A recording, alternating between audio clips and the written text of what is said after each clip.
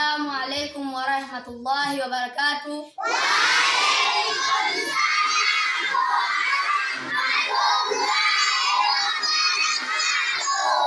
Ndugu wapenzi watazamaji wa channel ya Majirina 313, leo tutaletea kijana mdogo ambaye atasoma nia ya kukaa itikafu msikitini. Na nia hii wanadamu wengi wanakuwa wanajisahau, wanapoingia msikitini huwa anakaa bila kufanya kazi yoyote.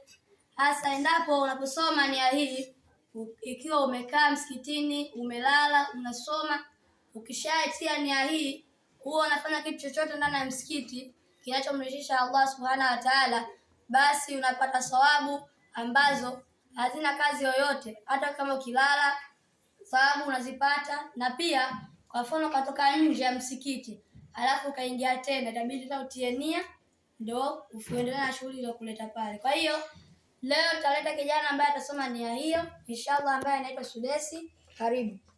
Assalamu alaikum warahmatullahi wabarakatuh.